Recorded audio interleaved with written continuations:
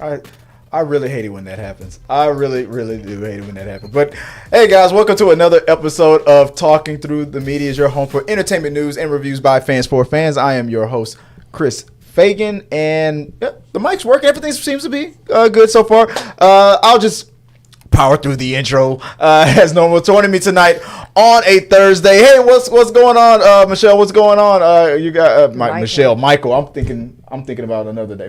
Michael, I'm sorry about that. There was a Michelle on the show chat a week ago. Sorry about that. I apologize. I humble myself before you, and I'll beg your forgiveness. Now, joining me to bail me out of this awkward intro, starting us off, is Joy Fagan. Hey, babe. How you doing? Hey, I'm good. Also joining us is, let me go full screen. There you go, Robert Reed. Hey, buddy. How you doing? Welcome. All right. Now that we're here, and now that Michael is in the chat, we can begin, guys. We're going to talk about a few topics. We're going to go through the entertainment news. We're not going to do any reviews this time around, but we're going to talk about what's going on with some shows, like the Star Wars, ACOLYTE, House of Dragon, things like that. So we're going to get into something. So if you guys have any questions, comments, concerns, if you have anything you want to talk to us about in the chat, join us in the live chat. Let us know your thoughts on the topics, or if anything else you want us to run down. All right. With that out the way, I want to just fire off real fast, guys. Real fast. So I was just talking a little bit about this with you, Robert, about how in the fandom or the fans world, where us as film fans or as TV fans, we get really nostalgic over some characters, especially when a movie or a TV show that comes out is beloved and is well received, and people are like, that guy is the only person in the world who could play that character. That woman is the only person I could see playing this character. For example, Robert Downey Jr. Being cast as Iron Man. I was an example, but we knew that one of the people that was on the short list to play Iron Man back in the day was Tom Cruise. Things like that. Are you one of those types of fans? Do you look at a movie or a TV show and you go, I only can see this person, and I can never, even if it's the greatest actor in the world, actress in the world, can't see anybody else playing that role? Or how are you when it comes to nostalgic? What I'm calling nostalgic hindsight. What do you think about that? I think it definitely, when you watch a movie and you enjoy a character, you really invest, and that becomes your guy, and you really want to champion their success and them in that role. And you start looking at someone else to fill those shoes, and it does feel awkward. It may not seem like a good fit. The casting process in general is very complex. There's so much to keep in mind. Who makes that decision? Who gets cast in the role? A director, a producer, a studio requires an actor, budget concerns. So there's so much that goes into that to think about, who lands in that role. There are some that I've seen, when I look and see, oh, this person was up for running on that role as well. There's some that I see, I'm like, okay, yes, that person could have slipped into that role and been successful. Right. And then there's, there are some where it's like, you see the person really knocked it out of the park. Right. And there's also, there's movies that I've watched where I was like, yeah, I'm not a huge fan of that casting for that role. And someone else could have maybe pulled that off a little bit stronger, done a little bit better character. Right. What about you, Joy? What do you think about nostalgic hindsight? Do you have it? Are you the type of person that goes, that's my gal, that's my guy for that role, or I couldn't see other people in them? I mean, like, I obviously, you have roles and you're like, I love that person in it, and I wouldn't want it another way, but I don't have a problem saying, I could see that probably would have been all right. Yeah. Because I think it kind of ties into the same problem that we have today with when someone passes away and we don't want to recast. I was literally just thinking about like Chadwick Boseman and stuff like that. Yeah. Oh, no one else can do it? Yeah. Because why? Or when just in a lot of times we see it more in TV shows when someone says, you know what, I have other things I want to do in my life and I'm done. And instead of us just saying, we weren't done telling the story of this character, so we'll just find someone else to replace. We feel like the only answer is we got to kill them off or write them out of the show or whatever. And it didn't used to be that way. Like shows routinely, someone left, we just replaced them with someone else, and we put across Interview with the Vampire. We put across the screen. Please note this season, XX character is now being played by this person. And, so we did replace them. It's the same character. And they used to do that in TV shows a lot. And now we've suddenly decided, nope, no one else can do it. Yeah. It has to be that person and no one else. Especially when someone dies, especially in that situation, people feel like when I remember when people were saying that Heath Ledger, for example, and when he was announced that he was playing the Joker, and I was a Brokeback Mountain guy, no way, it's gonna be so terrible. But when we saw the performance, especially after when he passed, now people were like, greatest Joker in the world, no one ever could play him. And then when Jared Leto played a Joker after, it was like, see, no one's ever gonna be better than Heath Ledger. But I mean, Jared Leto is an Oscar winner. I am not in that mindset that only one can play, because what about that situation when a person ages out or passes away or whatever the situation is? Nowadays we're dealing with universes or studios end or universes end and they reboot. We're dealing with things like this. We see actors and actresses who maybe start a TV series or a movie at a young age and suddenly become huge, and then they're like, I don't want to play it anymore. I have other things. I'm being cast in everything, and I don't want to do this anymore. But instead of us saying, okay, well, we need to find someone else that's suitable, we just go, we're not going to do it anymore. We end it. We kill the, we don't say, let's just find someone else. We found them. We can find someone else. Right. And I do think there's been some success stories, and then there's been some stories that where the character just didn't land, didn't feel right after, didn't have the right feel, or they weren't quite as strong of an actor, or they weren't quite as strong in that role, and they just didn't come off as quite as successful. So can you think of any that off the top of your head? I was a second ago I was thinking about remember what happened with Dumbledore. Everybody was upset when they heard that he was going to be recast after his, the original actor's passing. Obviously, it had to happen. I mean, the man passed away. But when it happened, I don't feel like the movies lost a step. I thought that was a successful transition. Absolutely. Yeah. And it kept. It's like, why would you want to rewrite the story to say like maybe that Dumbledore passed away, or it's like I'm retiring, I'm not going to be, because it's gonna hurt the story. I think we enjoyed the new casting for Interview with the Vampire. We thought they did a very good job. I felt like that young lady. Maybe I'm in the minority, but I almost don't even feel like it was a different person. Both of those actresses did such an outstanding job. I didn't even feel the recast. I just felt like it just kept. I would have to go back and watch season 1 to go, oh yeah, that was a different. She did such a good job fulfilling the role.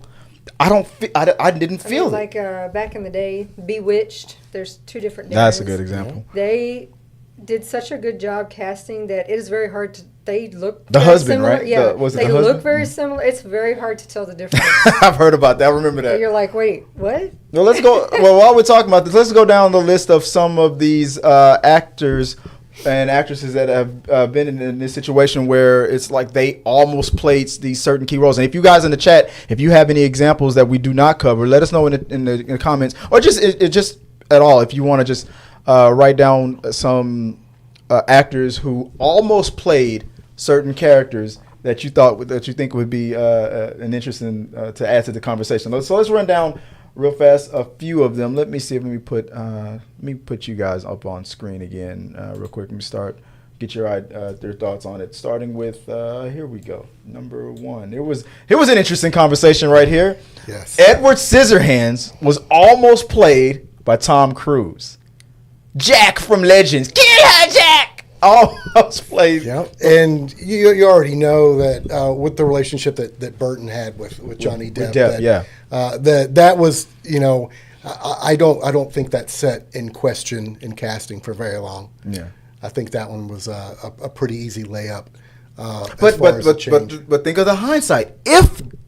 But at the time, especially in the mid to early '90s, if Tom Cruise would have played the character, and if he would have done it just as good or even a better job, would we be saying that? I mean, Tom Cruise has done great acting, so I don't doubt his abilities. It's just very hard to picture it in terms of, well, it's in this particular instance, it's really, really hard because we don't really see Tom Cruise ever do weird, like eccentric, crazy. Johnny Depp's known for that. Right. But to do really weird roles like that, that's not his forte. Until his career took a bit of a dip and he needed a what's the good word, like a boost to his career, and then Les Grossman graced the screen. I don't know if you guys remember that from Tropic Thunder. I do. Mm-hmm. One of the weirdest roles he ever played, and to a point where go back and look at Les Grossman on Tropic Thunder. After seeing that, I can see Tom Cruise playing a weird character like Edward Scissorhands. So, but that's just like I said, hindsight. It's 2020, guys. So I feel like if it would have still been well received with Tim, that maybe the combo would have been Tim Burton / Cruise. Maybe instead of Burton / Depp. With that bond, maybe who knows? In another universe, it'd be all these movies that Tom Cruise could be Jack Sparrow because of, if in another universe Tom takes all the roles that Depp would have did eventually play, something like that. I think Tom you just would be made that people's weird, head explode. Yeah, right. Tom Cruise playing all those weird roles because of how well he would have crushed Edward Scissorhands. That's a example of that. Going back to the first picture, I think the collage of it, Scarlett Johansson instead of is that Emily Blunt? Yep. Emily is that for Black Widow. Black Widow, yes.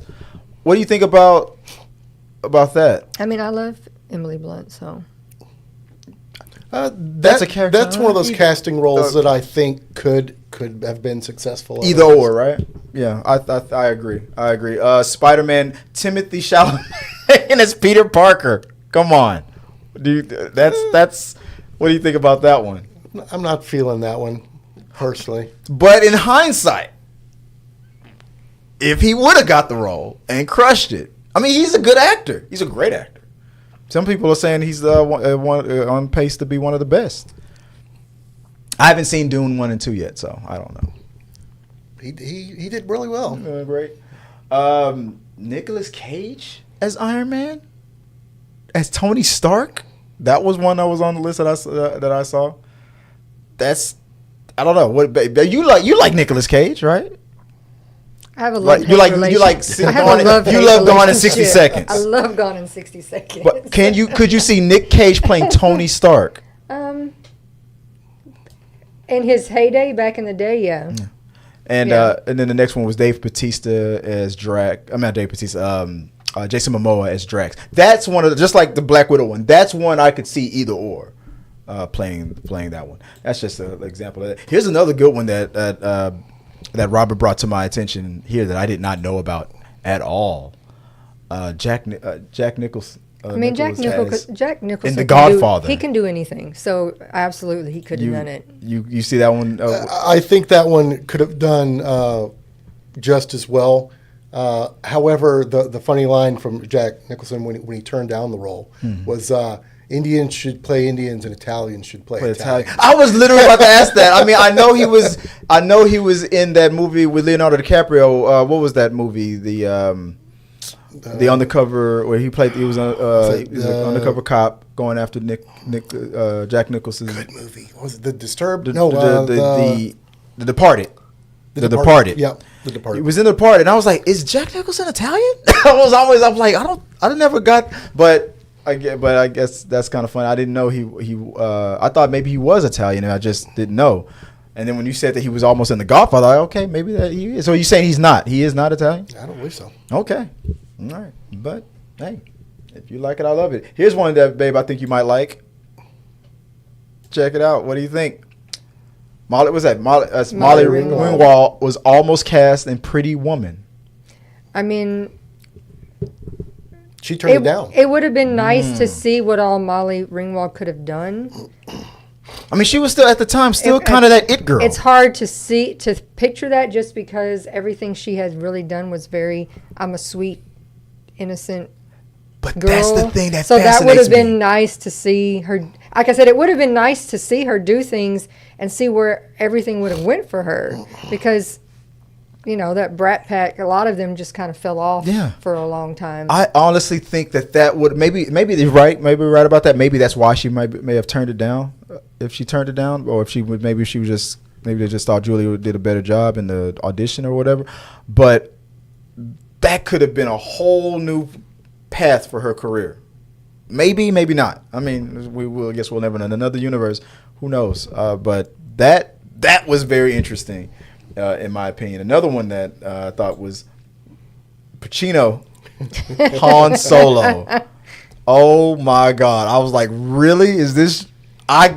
This is one of the ones where I'm gonna say, I can't see it. I could not see it. But at the same time, what was one of Harrison Ford's? That moment where he was making Luke jealous because he was kind of flirty with. You think a princess like her will ever get with a guy like me? And then Luke was, no, I don't. No, maybe okay, maybe that's. What do you think about that, Joy? Do you think that I don't really see? You can see it. You can see it. What about you, Robert? Could you see Pacino? I think he could play the rogue, but I think the aloof rogue that Harrison Ford pulled off is probably a little better for him.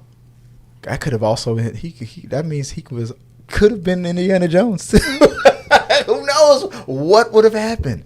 Who knows? Interesting, very interesting. Both. I mean, him and Harrison are great actors, but just like with Robert Downey Jr.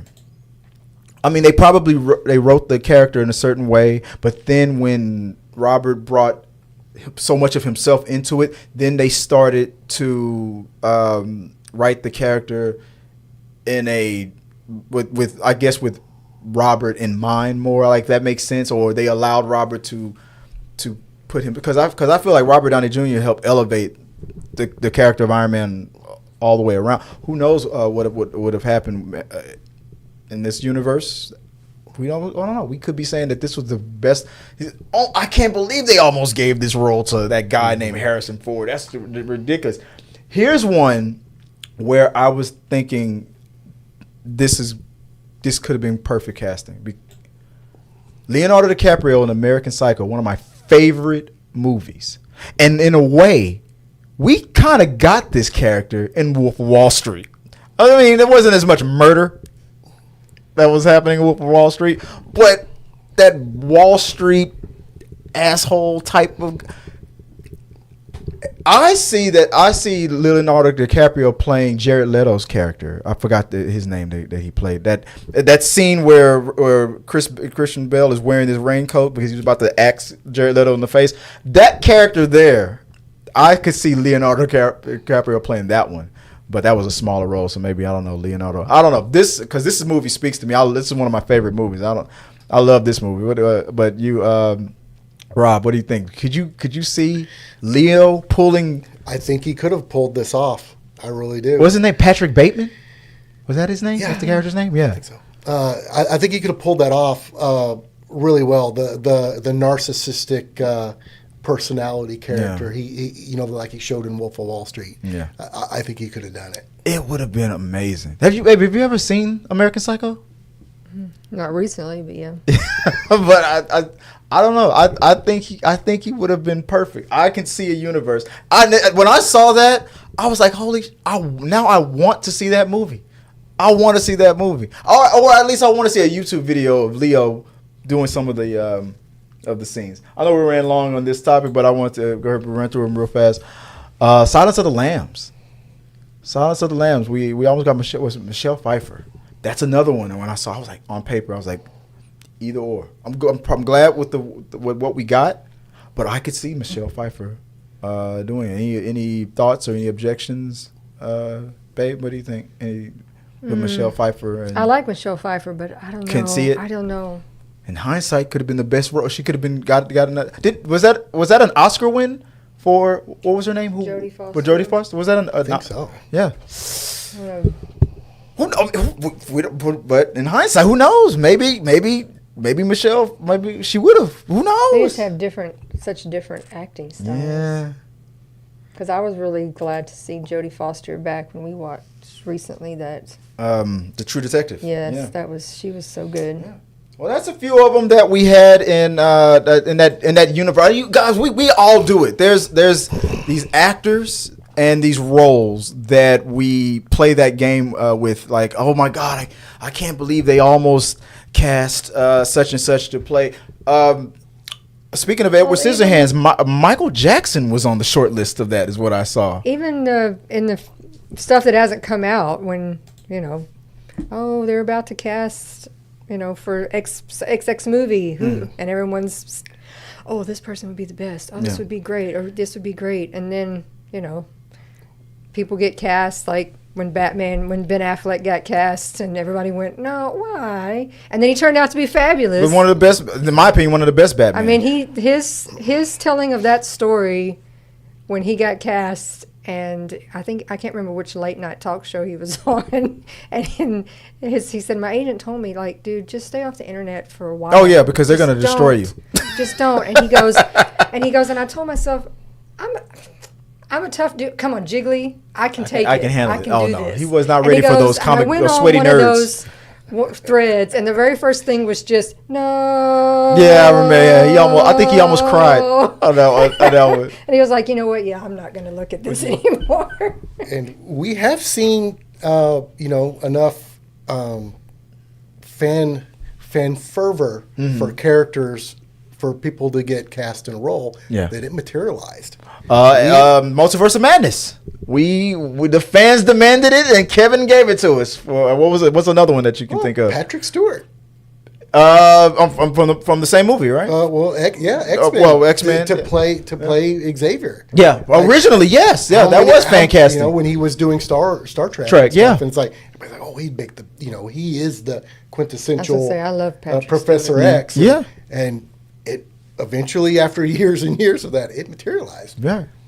Yeah, I mean, and like I said, guys, hindsight is 2020. But some of these roles, there's just some roles. I guess we can go and let me know in the comments. What character are you like? No, only that guy could have played, or that woman could have played that character, or is there a certain almost or what could have been scenario where you're like, definitely Emily Blunt may have been a better choice than Scarlett Johansson, or maybe Michael Jackson would have been better for Edward Scissorhands. Let us know in the comment section below. Would not have been a better choice, no.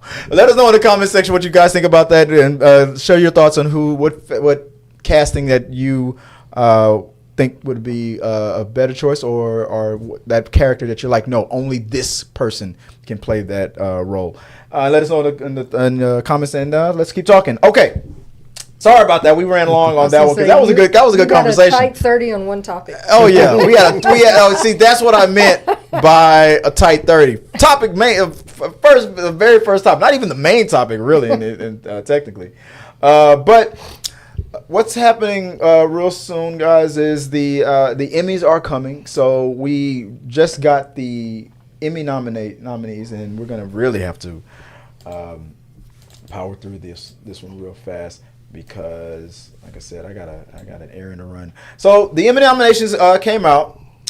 This is coming in from IGN.com. The Bear breaks comedy series records while X-Men 97 and Fallout score big nods. So let's real fast. Let's talk about some of the Emmys. So IGN had the choices broken down pretty well, and I'm not going to run through them all, but just like the main ones, pretty much. So let's start off with like drama series. We have nominated The Crown, Fallout. The Gilded Age? I haven't watched that one, so I don't know that one. The Morning Show. Me and Joy just started watching that one. Mr. and Mrs. Smith. Shogun, a series I have not started yet, but I'm not surprised because I've heard so much good things about it. Slow Horses and 3 body problems. Rob, what do you from this list from these shows? Are any of these stand out to you, or have you started watching any of these? Wrong one. Any of these series? I have, and I'm definitely biased to one particular thing Shogun? on this list. Fallout. Fallout. Is it that good? I am a huge Fallout nerd. I've devoted more hours to that game than I like to think about, but more hours to that game than your job, than the J job. The lore. So I'm very, very deep in the lore and the character and the feel of that series, and that was one of the few series that I can say they brought it to realization in a real storyline with good plot, good writing, and good acting, and they really knocked it out of the park. So you recommend that show that me and Joy watched? Completely. Okay. What about you, Joy? Anything stand out from this list of the best drama series? Well, we haven't watched. I mean, the morning shows, as far as we've really gotten. I mean, I did hear good things about Mr. and Mrs. Smith, but we didn't watch that either. I heard people didn't watch really any of that. As good as I heard people say it is, that they were still surprised that it was nominated, but I haven't started watching it yet. So yeah, you're right. And guys, let us know in the chats which series that you're rooting for. So for best comedy series, we have, of course, Abbott Elementary. We have The Bear, Curb Your Enthusiasm, Hacks, a show that we just caught up on. Highly recommend. Only Murders in the Building, of course. Palm Royale. Haven't heard of that one. Does anybody know what that one is? I don't know. Let us know in the chat what that one's about. Reservoir Dogs and What We Do in the Shadows. And this is what's bad is that the comedy series always gets so many that it makes it hard to choose because we watch so many of those and we love them. Yeah. So it's like if history is any indication, it's going to be Abbott Elementary again, or maybe The Bear. But I'm hoping Hacks gets this one. I don't know what it is about that show. I like that show. I feel like it's not getting enough recognition. I highly recommend it. I don't think it's getting enough. Such a confusing one is, I mean, especially after. I mean, we haven't even finished, but after this season, how The Bear is a comedy. Well, this would be last season's. That's why it's being nominated. But not this season. 2023. Yeah. Because we're in 2023. No, we're in 2024. I mean. And The Bear just came this out, season. Yeah, this season just started. It came out. But still, it was. I know they call it a dark comedy, but still, to me, it's more so drama, much more especially drama this season. Than comedy. It's more drama. But even the first two, while there's some funny haha moments, the overwhelming majority to me is drama. Yeah, it might take it for drama. But they put it in this comedy because they curse a lot. It's funny. But they took a lot of the winning things last year. They swept a lot of the categories. They won big last year. Leading actor in a drama: Idris Elba in Hijack, Donald Glover, Mr. and Mrs. Smith, Walton Goggins in Fallout, Gary Oldman, Slow Horses, Hiroyuki Sanada in Shogun, and Dominic West in The Crown. If from what I've been hearing, it's probably going to be for Shogun. It's probably going to be Hiroyuki. That's just based on what I'm hearing. I'm sorry, I don't even have my camera. It's probably going to be. I'm hearing that Shogun's going to probably sweep, just like the way The Bear did last year. That this is probably the year for Shogun. Anything that stands out? I did enjoy. I'm several episodes into Shogun, and visually, that is a really impressive. Originally started as a limited, was really supposed to be a limited series, but then they decided they were gonna make it a regular series, and I heard that all the other shows were like, fuck, that means they're gonna take all the damn awards now because if they would have just stayed in the limited, they would have only been nominated for one thing. But now that they're a regular, there's gonna be a season 2 and season 3. Now they're coming for those awards now. So they're gonna be duking it out. They're gonna be duking it out. Hey, they're armed.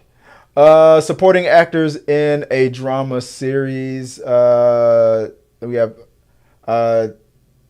Mr. Asano. Is it Asano and Shogun? Billy. Let me switch cameras here. Crudup in The Morning Show. Mark Duplass, The Morning Show. John Hamm, The Morning Show. Hira in Shogun. Jack Lowden in Slow Horses, and Jonathan Pryce in the Crown. I haven't seen all of them, so I can't really give my thoughts on most of these. And just let's see if we can find a category. To stop me if you want me to talk lead actor in a comedy. Anybody, any thoughts on that? Because we don't have time to go through them all. I mean, I'm sure is Jeremy Allen White up again. Writing of a comedy series. We have Abbott Elementary, The Bear.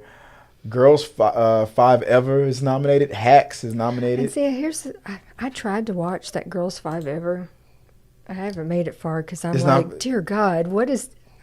I kept hearing this is the best thing ever, and I'm like, is it though? Is it though? No. Okay. So we got maybe I hadn't made it far enough in, but. So we got some nominees and stuff. I feel like it's gonna be another one of those years where it's. Well, the big dog like The Bear, Shogun, they're gonna probably be the ones sweeping the most of it. And there's maybe a few surprises here and there. I hope maybe Hacks might take it for writing or supporting or something like that. I don't know. I haven't seen them all, but now talking to you, Rob, but after your recommendation on Fallout, I'm thinking after we finish catching up with what are we on right now? Right now, Joey, we're watching the morning show. Morning show. Well, after we finish with that, we're in the middle of Bear. We didn't. After we finish one of those, I think the next one, if you don't mind, let's go. Let's start off with Fallout. Let's get on that, and then after Fallout, then Shogun. Because we have a lot of finales coming up, so our schedule like Evil's ending. Ooh. We have that's about to end. Yeah, where's Evil? Exactly, and because this season they have been. There's your snub right there. Evil should be on here somewhere. Even X-Men '97 for an anime series is getting a lot of love, and I'm looking forward to seeing. I'm glad that they are getting the love for that. I'm hopeful. I heard people are saying that there's no chance for them to win because, especially for best animated, because and I'm not gonna lie, I've seen both of these. Blue Eye Samurai and X-Men '97 are my some of my favorite series from last year, but as much as I did love X-Men '97, I'm gonna admit it. I think Blue Eye Samurai is the best one. I have not seen it. As much of a enthusiastic recommendation that you just gave for Fallout, I would give that exact same passion for Blue Eyes. You must watch that one. It is not just. I sort of wish now that they would have made that live action. After there were some scenes and some moments where I forgot that I was watching an animated series. It was so well done. It felt real in a lot of scenes. But I don't know. That's just me. As much as I love X-Men '97, I think Blue Eye is going to destroy on that animated character. But I might be wrong. I don't know, guys. If you think that. Tell us what your picks are for the Emmys, if you're even interested in the Emmys. What do you think about Best Animation, Comedy, Drama, all these nominations? And let us know which ones you're looking out for and what you recommend that we should watch. And recommend to everybody else in the chat, too, what your favorite series is right now or what you need to catch up on. And let's keep talking about that, guys. All right. Now, real fast, let's move in. Now, we're going to go real fast on this one. A segment that I haven't done in a long time. It's called Hot D. We talk about it every now and then, and I'm afraid to push the button, but because I would have. Well, no, the soundboard was working, right? No, I don't want to mess it up. Where is it? Where is it? Is it there? Here we go. Let's see if it works. Dragon Daddy. There we go. Dragon Daddy. Hot D. This is. The season finale. No, we haven't gotten there yet. It's not there yet. Well, what do you think is up? All right, Rob, are you watching House of Dragon? I only got like one episode in, and then I've been kind of stalling so I could binge it. Okay. So you're gonna binge that one? Yeah, I'm a little behind. So. Oh yeah. I mean, I think everybody this week was like Damon's. Him and his crazy dreams. Yeah. Well, that's all we'll say on that one. And this past week's was one that everybody went, "Excuse me." Excuse me? Even on the slower episodes, there's always a scene here and there. I'll tell you what, there's one episode, Rob, that I don't know if you heard about it online or not, but the term Hot D was earned in one episode. You've heard about it? I've heard. I was so shocked. I'm like, this isn't Skinamax. What is this? Really, right there in your face, in her face. The shock and awe. The shock They and got you. the hawk to and all. It was ridiculous. We had to go the whole hangover route, jumping out of the trunk, basically. Oh my You're goodness! like, wait, what? The D is hot. The D is high. Here we go. Dragon Daddy. Dragon Daddy. Another show that we're watching right now. Let's still haven't done this segment in a while. The force feed. Anytime I talk about Star Wars, I'm gonna force feed you my nerddom.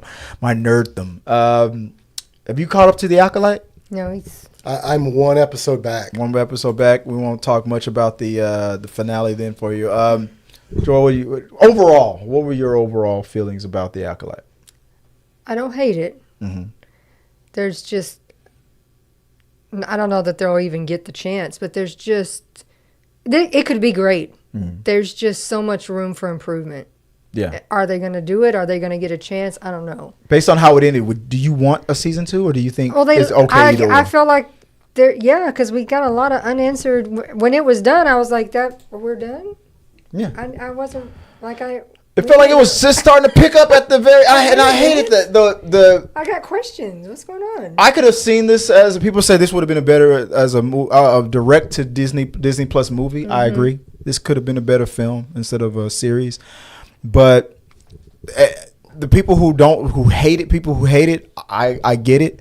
But the people who are just hating it online just because they know the clicks are easy, I mean, come on, just. It's like I can understand get over the frustration that the writing is really bad, but the premise and a lot of the stuff the good stuff that we kept getting, it's like, it's there. You really just need someone in there to really put in some better meat to it so that we can see what it could be, because it has potential. Yeah, from where you're at right now, Rob, what are you thinking? It had some bright spots. I mean, there was some really interesting scenes and some interesting videography and camera angles that I really enjoyed. That I thought really were done really well. Yeah. I think that some of the I'll agree, some of the writing and some of the lines could have been tweaked and didn't necessarily resonate with the public or me. But I mean, I want them to do better. Yeah. And I don't know that they're going to get a chance. What's the sound? Here we go. I don't like that. I mean, you got to add a new button for Sith Daddy, because the ladies went nuts for. No, Camille. the ladies. You mean you? You? For Who is that? And why is this shirt off? The Stranger. I don't know how he got that name. That's what they've been calling him. Yeah. Camille / the Stranger. Okay, so maybe I think it comes from that term. You want to get some strange. He's offering some strange. I don't know. Is there a lot of room for improvement? Yes. Is there a lot of sexy? Yes. So I don't hate it. I enjoyed it, and I feel like this is one of the most talked about. I feel like people are talking about it whether they love it or hate it more than all the other shows, like Kenobi and some of the other shows. I mean, this one I was able to watch. I haven't watched a lot of the other ones because it just really didn't interest me. In this, I forced it on you. Like you said, force feed. I forced it on you. You didn't know I was going to play it, and you. Yeah, but I'm. For all you know, you might like Kenobi. But I'm one that if it really would have been that boring, I would have just been like, I can't like, watch this. I can't it do is. it. It is interesting to see, them injecting some of the sexuality and some of the showing off of more physique and more body. Mm-hmm. They started that a little bit in Ahsoka too. Like they had scenes where they had the girls turn around and the camera angle was just to see their butt. Yeah, there was no doubt about it. That goes against the notion that Disney's gone woke. No. There's butts. There's butts. Yeah. There's plenty of butts. There's and sexy chests. Mm-hmm. But I mean, I overall I enjoy the show, and I wouldn't mind a second season. Let us know what you guys think. Do you think it should be it, or are you interested in seeing how it ends? I'll tell you this: there's three surprises that I think you'll get a kick out of for the last episode that you haven't caught up to yet.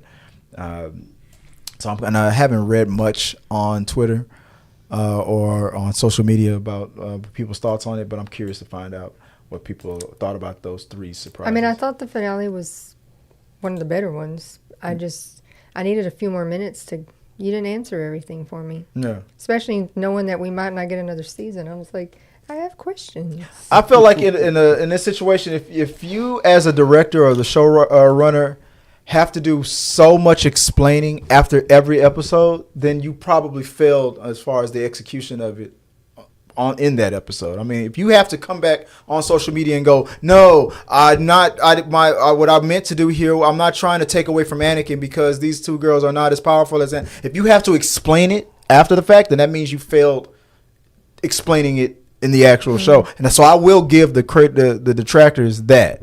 It's because if the showrunner herself has to come back after every episode and explain, no, this is what I was trying to do, then you failed to translate that in the episode. So, but not to a point where I felt like I was turned off. But I understand where there are some people who were. Let us know which ones you guys are. Are you turned off from the Acolyte, or are you interested in seeing more of Hot Sith Daddy? Let us know in the comments. All right, let's get down to the headlines real fast, babe. What do we have first on the headlines, Joy? From NBC News, The Boys has to add a disclaimer to the season finale after our Trump assassination attempt. Yeah. I thought I had updated this picture, and I had the actual statement from them, and I did not update it. Dang it. But basically, so this season finale of this episode of The Boys is, I'm assuming there's going to be some political violence or an attempt, just like what happened. Well, I mean, they've in been real talking life. about it all season. Yeah. Exactly, building up to it. Yeah, so the Boys showrunners had to make a statement announcing that no, we've already had this written way before the events that happened over the weekend against Trump. This stuff was shot way before this ever happened. Probably But you know, with the sensitivity of it, you know that his supporters and all that are gonna just accuse anybody who makes any kind of statement or joke or anything about it. The whole season, people have been in the comments, woke. Yeah.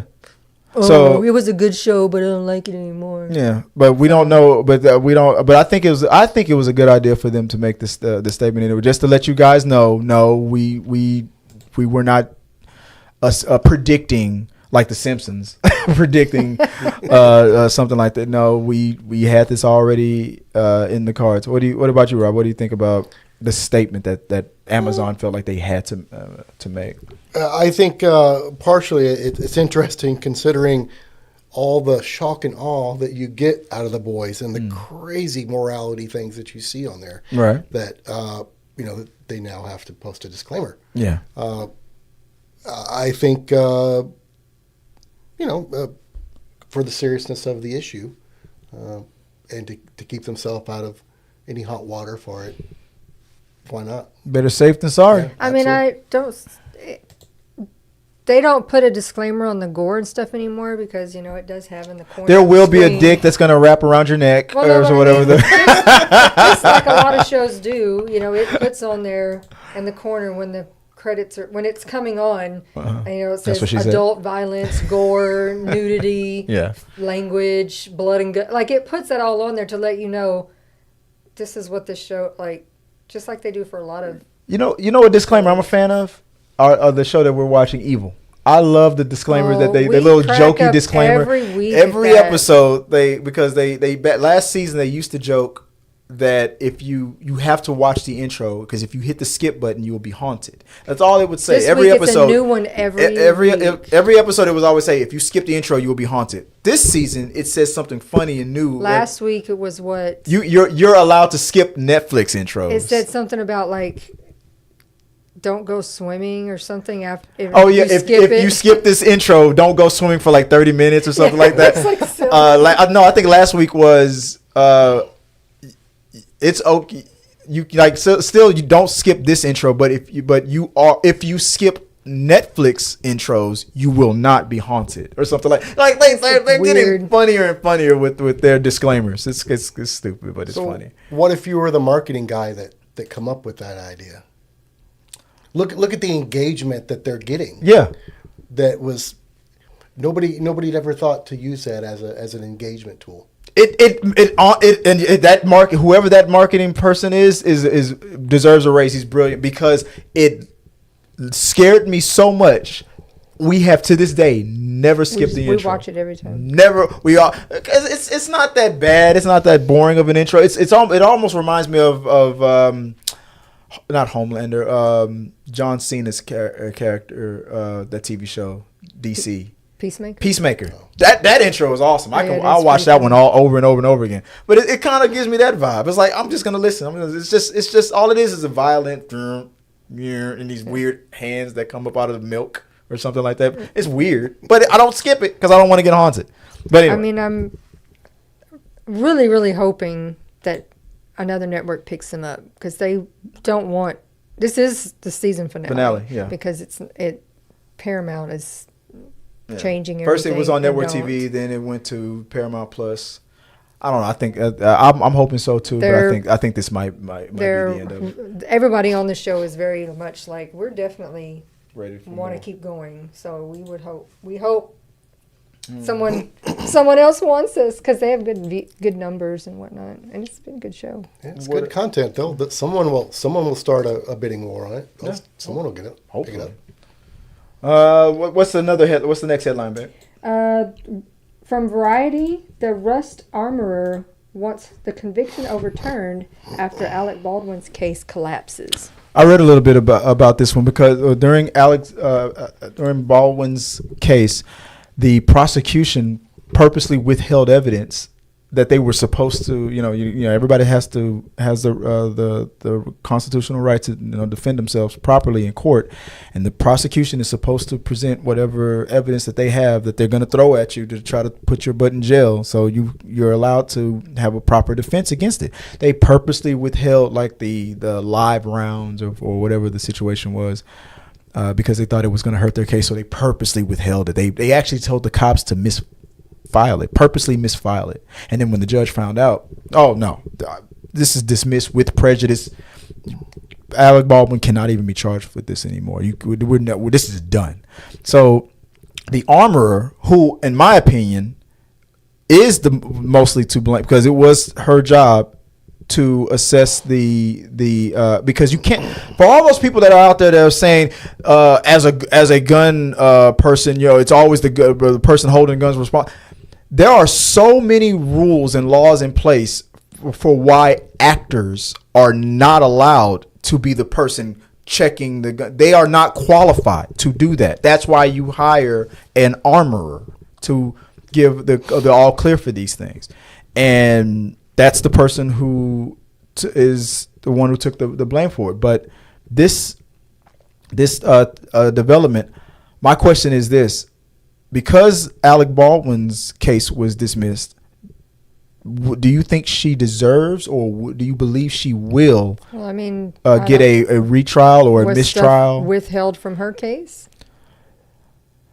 That's the question. That's what because either way, because in my opinion, either way it goes, she's the person who was responsible to confirm that these guns were not live or not capable or not that bringing out. In my opinion, it would hurt her case because it just proves that live ammunition was on set, which was her job to keep away from the set. So I'm trying to understand, and maybe because I'm not a lawyer, it's just because in her mind she's like, well, if his got dismissed, I might look at it again too. What about you, Rob? What do you think about this? Have you looked into Alec's case a little bit? Vaguely, but it is a horrible accident. It's very unfortunate. It goes to show you one of those jobs and roles where any lack of attention, any loss in focus can result in the death. Something like this, yeah. And it has changed Hollywood, far the better. And generally as far as trigger discipline and safety awareness. I think it's made a huge impact, and it made things a lot safer. As far as I didn't keep up with a whole lot of her trial as far as what the evidence was that really laid out that showed her as being at fault and all that. That's up to the lawyers to see if they've got a case for an appeal.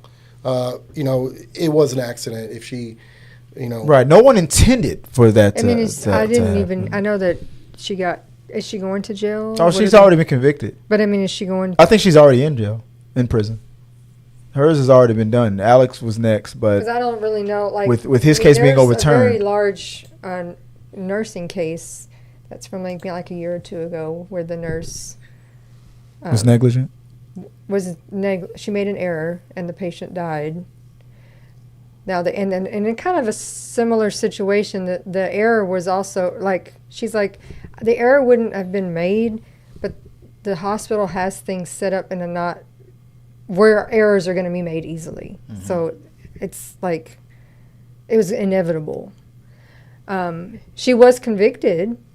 She lost her license, but she was not, when they make their sentencing, she did not go to prison. Right. She can never practice as a nurse again. She had some other stuff she has to do and fines and whatnot.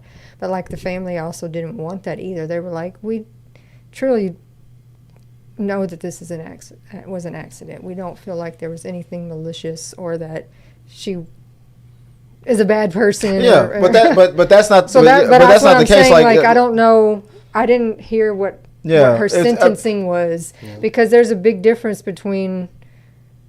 You did mess up. Yeah, either way it goes, so somebody had to be held accountable. You don't ever need to be doing this again. Maybe you need to pick a different career, maybe fines.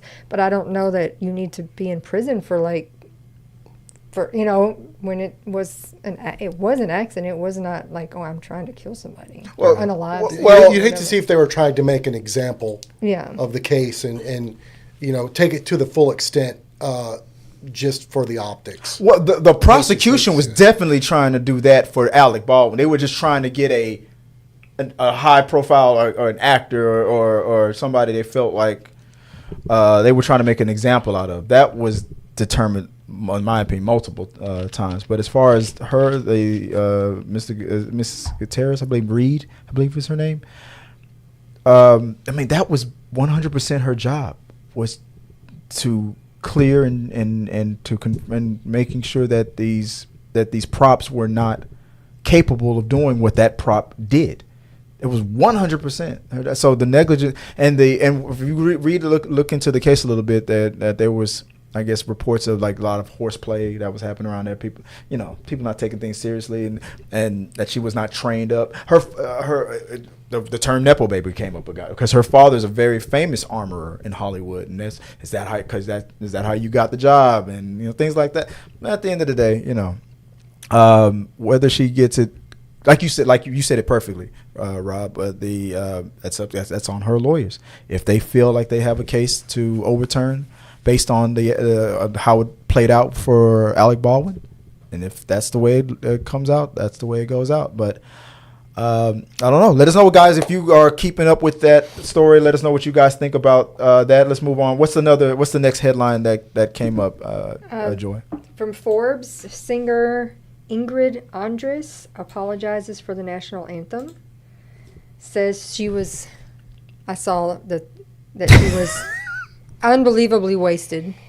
I'm gonna give my opinion last on this one. And we'll check into rehab. What do you think about that, Joey? What do you think? You buy it or sell it? What do you think? So when I heard and listened to it, and I was reading the comments, because I do fully understand, as a person who grew up singing and microphones and earpieces and whatnot, I can understand things being very hard to hear, yada yada. This is a cappella though. It's not. There's not like she was being like she had music playing in the background. So when people were saying, well, sometimes things can happen and you just get off key or whatever, I was like, when I listened to it, I was like, this is not just a matter of I just got off key a little bit. She was on a whole different planet sang of the all key. keys, all of them. At the same time. And then I looked at her page. You know, she's been nominated for like 4 country music Grammys or something. Weren't people asking that she turn those back in? I mean, I'm not We've into. made a mistake. I'm sorry. You're I'm right. not into country music really that much. Is that what she sings? Yeah. Oh, okay. But listening to her songs, I don't want to be mean, but she's not that fabulous of a singer to begin with. Very mediocre at best. Yeah. Hey, what do you think? So I can totally see how being wasted would affect her because, you know. Yeah, you can see. What about you, Rob? What do you think about this whole? Did you hear it? I heard it. Unfortunately. I mean, Can you unhear it? That's the question. I wish I could. It's unfortunate. She obviously has made a blunder, and I don't know what type of skill she really does have. But you know, she wouldn't have just thrown this out there to admit that she was drunk and is going to get into rehab. That I think you would only do if that was actually the case. Yeah. Otherwise, you'd come up with the excuse of, I'm sorry, I didn't do my mic setup and I wasn't tone ready and had some larynx problems or whatever. Honestly, I think that would have been a better excuse. the- That would have been a better statement, in my opinion. You But know, she's obviously made a mistake now, and if she wish her the best, hopefully she can, if she's going to go rehab and get sober and address the problem. But this has definitely impacted this little whoopsie. Has Oh, yeah. Did you guys hear about how they said Fergie? mean- This is redeemed Fergie. I know. I mean, that's what I'm saying. 'Cause Like, she was the last person that this had is a- one thing that really sticks with you for a because long time. she's kind of a newbie, and seemed to be having a promising career with being nominated for 4 Grammys, and then now you're going to be known for totally jacking up the national. I mean, people are comparing her to Roseanne Barr. I was Yeah, literally that's about where to I say was that. going. Roseanne I was about to say F you, I preferred Roseanne's performance. Well, I mean, like she at least was out there, like, oh, I totally did that on purpose. Yeah, exactly. She didn't Because she didn't in the moment she didn't was like, care. I don't care. She didn't care. But that honesty is what made Roseanne's performance way better. I'm gonna tell you right now. Do I believe she was drunk as she says? Yes. Do I believe but do I buy the rehab thing? I'm not saying she's not going to go to rehab, but no, I don't buy it. I don't buy that I buy that she's probably a casual drinker, or maybe she is a drinker. But I honestly believe that because of, in my opinion, I don't have nothing to prove this on. I believe because she knows that the performance was so bad and she was going to be criticized and it's going to impact her career so hard, that saying something like, "Oh, I'm going to go to rehab," is the thing that's going to garner sympathy, because we seen what happened with Roseanne, we saw what happened with Fergie, and we know that this can totally damage your career. Like you said, this was a starting career. I think it was a marketing ploy. Personally, when you're listening to national anthem type stuff, Yeah. and because it is an a cappella thing, people need to vet better, because Whitney Houston this is- raised the bar. No, just in general, because this is a difficult song and it is a cappella, which means you do need some serious skill to keep on the proper key the entire time. You have to have a performer that can sing in that manner. Yeah. Not somebody who's studio good with background We behind need Kelly them and Clarkson good. You need someone has chops to do that. And I don't understand a lot of times why they do, like, they had Carl Lewis, the Olympic runner, who's not a singer in any way, shape, or form, do it like quite a few years ago and was horrible. Dude's not a singer. Why are you asking? Like Roseanne Barr, she never has been a singer. Why did we ask someone who doesn't sing ever to sing a extremely difficult song? Yeah. But I when wonder people, how much notice she had. how much what? Notice. That's true too. But the Jackson 5 back in the day were in a situation where they didn't even know the words and they had to study on the way and still crushed it. Well, because they have chops. Yeah, they can sing. All they had to do was remember the words, but they I mean, to barely. be honest, somebody like Fergie doesn't have chops anyways. But there's a big difference between saying I'd like Mariah Carey to sing or Christina Aguilera and asking someone who's really good just in the studio. But after Fergie had her situation, she didn't blame it on this or that or. Is she has she taken in alcohol before? Probably so. Is she an alcohol? I can't. I'm not going to diagnose her. I'm not going to say she's a liar. I'm not going to say it. I believe what I believe. I honestly believe a publicist came up with that excuse. I don't know this girl for all. I mean, I know that I have terrible stage fright. I love to sing.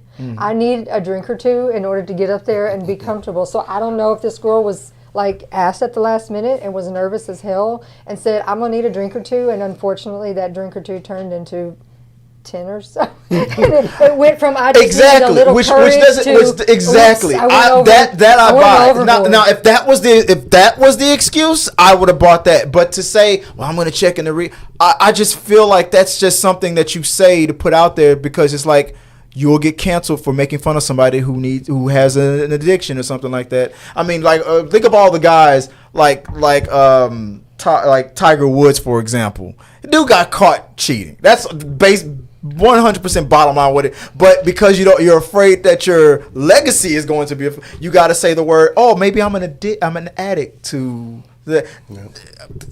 In that case, there's a lot of guys who are technically addicts. I mean, that's kind of how our testicles work. I mean, they make go get it. I mean, come on, Tiger, really? I don't know. I don't know. The skeptic in me is just not buying it. I just feel like that was a word. Let's throw that out there so we can soften the blow. We don't want to go out like a Fergie or a Roseanne, I guess. I don't know. It's just my opinion. I don't know. I'm just a little skeptical on that. Let us know what you guys think about that. Do you buy? Well, what's the last headline before we head out? From the Hollywood Reporter, the Russo brothers are in talks to direct the next two Avengers movies. In talks. It is not 100% confirmed as of yet, but in my opinion, it's going to happen. I just feel like this is going to happen.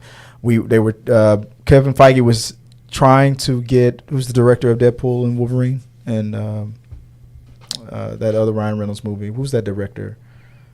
Who's currently directing Deadpool and Wolverine? That did The Fall Guy. That director. He was in talk. I forgot his name, but he was in talks to do the Avengers and that didn't work out. So you go back to the directors who after the last two Avengers movies didn't have that much luck with their other projects, but when it comes to Marvel movies, when it comes to Avengers movies, crushed it every time. I'm talking from Winter Soldier to Avengers to Endgame to Infinity War, crushed it. Highest grossing movies of all time, right? So did I want a new director to take? I kind of did. I wanted to see if we could have got the director of Deadpool and Wolverine, that could have almost guaranteed that Deadpool was going to be in an Avengers movie. That's kind of what I was excited for. But you still got the brothers, the ones that really brought us to this new level. I'm excited. And also in that same news is that they're going from, as far as part 5, they're going into which was supposed to be Kang Dynasty. They're going into a whole different direction. Because at first we were hearing that Kang was going to be recast. Now we're hearing a whole new direction. So are they? That's the question. Okay, 1, Robert, are you okay with the Russo brothers coming back if they do take the job for Avengers 5 and 6? And 2, do you think they will totally scrub the Kang character or recast it or reduce it? What are your thoughts on it overall? I think they have an opportunity to start with some fresh content and a different feel. Mm-hmm. So they're not going to be quite as constrained, I think, as they have been in the past. So I think they could pick it up and run with something new and exciting. As far as the Kang Dynasty stuff, I hate to see it drop off the map and disappear. Yeah. And no one address the missing elephant in the room. Right.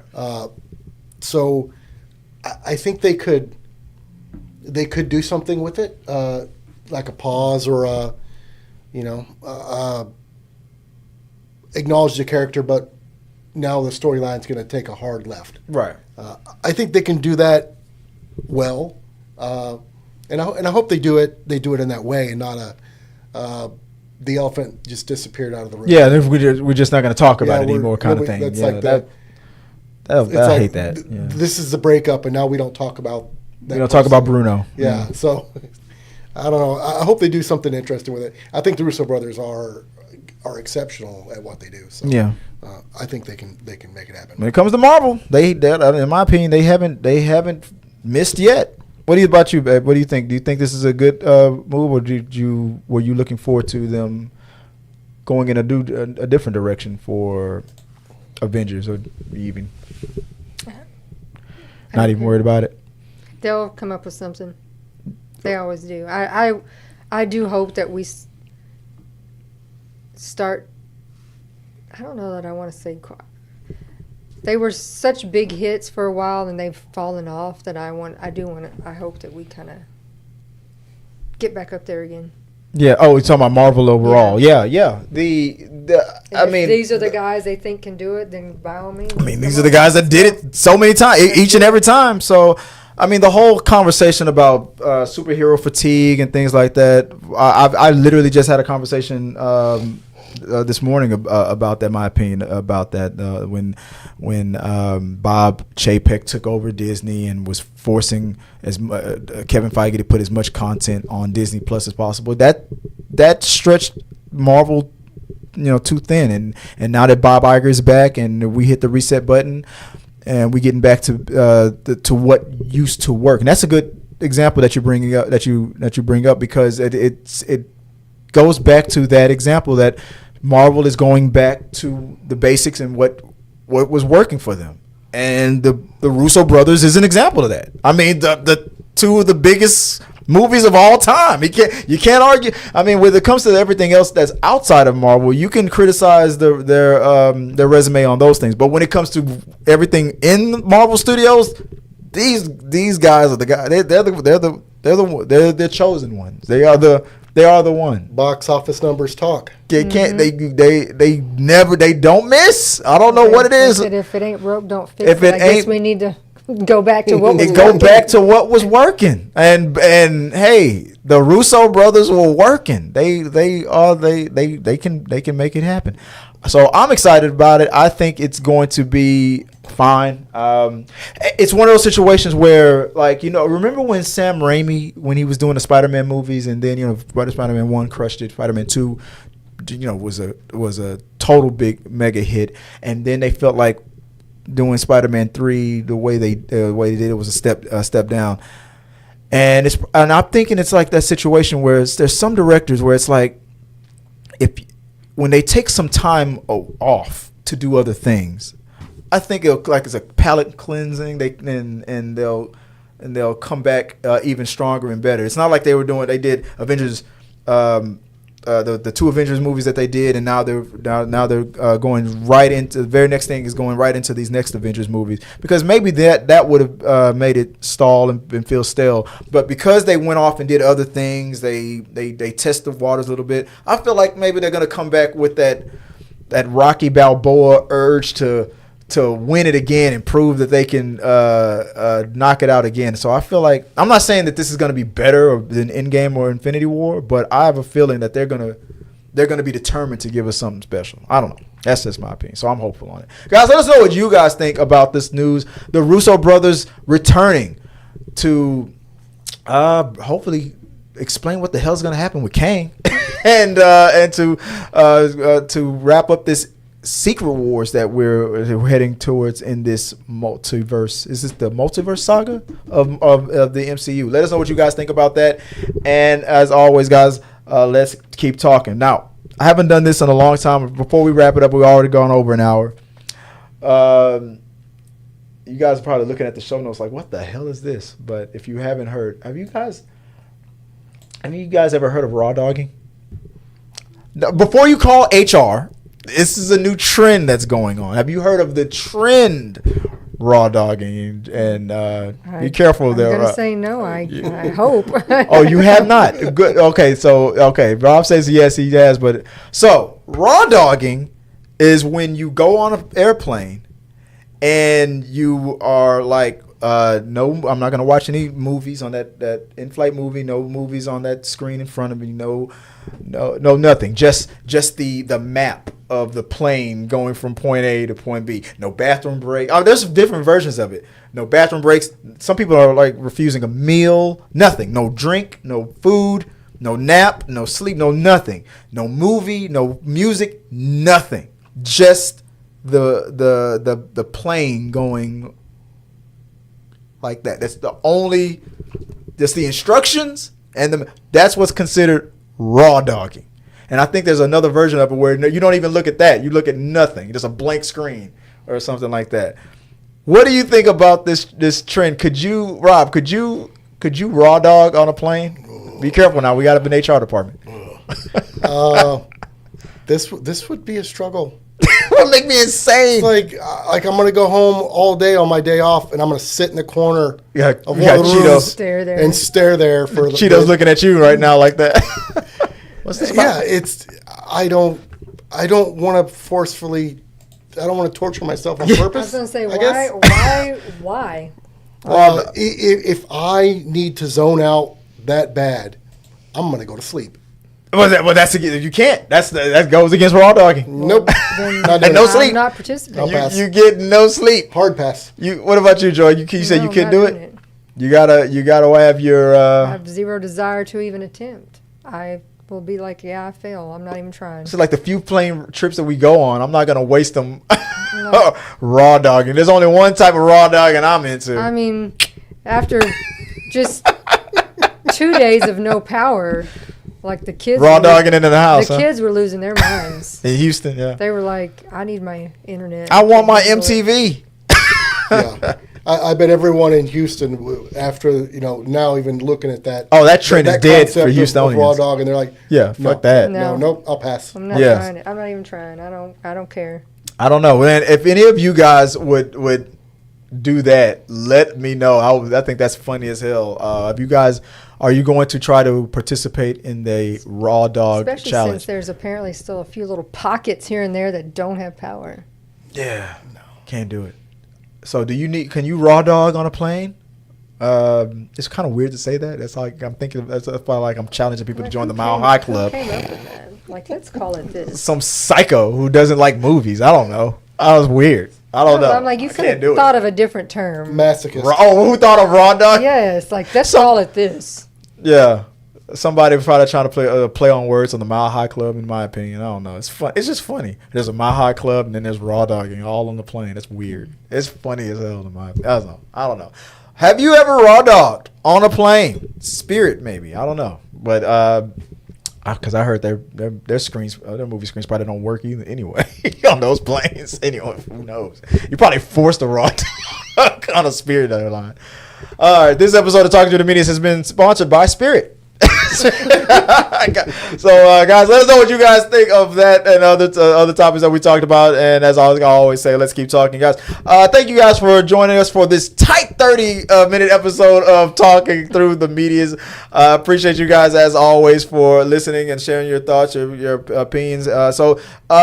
In the comment section, guys, let us know those nostalgia characters that you feel like were destined to play these favorite roles that you watched, or could there have been another actor that could have taken in some of these roles? Let us know what you think about the situation with House of Dragons and Star Wars and Amazon with The Boys and all these other shows. Let us know your thoughts on that in the comment section below, and maybe we'll talk about it on the upcoming episode. I want to thank the panel for joining me on this episode of Talking to the Medias, starting with my wife, Joy Fagan. People want to find you online. Where can they do so? My TikTok is Viola Fagan, and my Instagram is Scrub Hats and More by Joy. And Robert Reed, if people want to find you online, where can they do so? RXR Props and Projects. Outstanding. And if you want to find me, guys, as always, it's Chris W. Fagan on all the socials or here at T3 Media Studios.